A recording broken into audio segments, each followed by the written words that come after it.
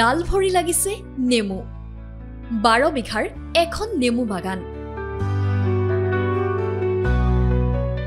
নেমুৰ খেতিৰে দেখুৱাইছে স্বাৱলম্বিতাৰ নিদৰ্শন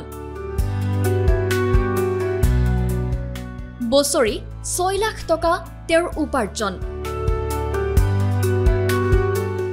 কৃষি কৰ্মৰে স্বনিৰ্ভৰশীলতাৰ নিদৰ্শন সামগুৰিৰ এজন খেতিয়কৰ হয়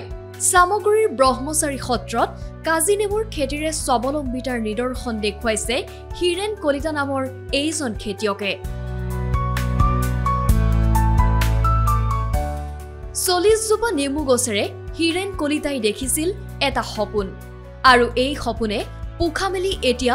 12 বিঘাৰ এখন বৃহৎ নেমু বাগান গঢ় লৈ উঠিছে ব্ৰহ্মচাৰী সত্ৰত আমি নিজকে আগবঢ়াই নিবৰ কাৰণে আমি যিয়ে কৰো যদি তাকে নিষ্ঠাভাৱে কৰা যায় একাগ্ৰতাৰে যদি কৰা যায় তেন্তে হলে উন্নতি কৰাটো সাধাৰণ কথা মই ভাবো হেতু আৰু দ্বিতীয়তে কি মোৰ প্ৰথমৰ পৰা মোৰ সৰুৰ পৰাই নেমু বাৰী আছিল কিন্তু তেতিয়া মোৰ বাৰী আছিল মাত্ৰ প্ৰথম আছিল 40 জোপা নেমুৰ পৰাই মই যেটো ইনকাম পাইছিলো তাৰ পৰা মই এক্সটেনশন কৰি মই এতিয়া বৰ্তমান 12.5 বিঘা মান নেমু আছে এতিয়া সেই নেমুখিনিৰ পৰা মোৰ সংসাৰ ধুনীয়াকৈ চলি থাকে কিমান মান প্ৰয়োজন হয় খালি মান্থলি থাকে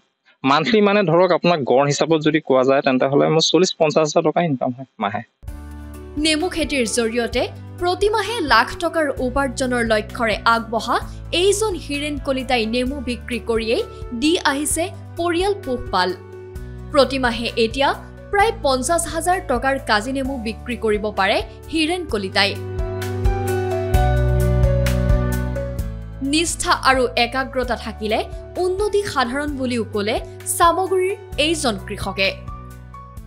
এইখিনি 4 বছৰ হৈছে এইবাৰৰ পৰা মই 4 বছৰৰ পৰা মানে ফুল পিকআপত ইনকামটো পাম এইবাৰৰ পৰা এইবাৰ মই আপোনাক ফাইনেল ক'ব পাৰিম যে এইবাৰৰ পৰা কিমান টকা ইনকাম হয় এতিয়া আমাৰ ইয়াত কিছুমান মুছলিম সম্প্ৰদায়ৰ কিছুমান যুৱকে বছৰি এবিঘা মাটি 25-30 হাজাৰ টকা লিজত লৈ তাৰ পিছত তেওঁলোকে ইনকাম কৰে গতিকে এবিঘা মাটিৰ পৰা যদি আপুনি ভাল কৰি তাত পৰিশ্ৰম কৰিব পাৰে 40-50 হাজাৰ 60 হাজাৰ 70 হাজাৰ লৈকে এবিঘা মাটিৰ পৰা ইনকাম কৰিব পাৰি তেন্তে হলে আপুনি আইডিয়া কৰক যে 12.5 বিঘাত কিমান টকা ইনকাম কৰিব পাৰিম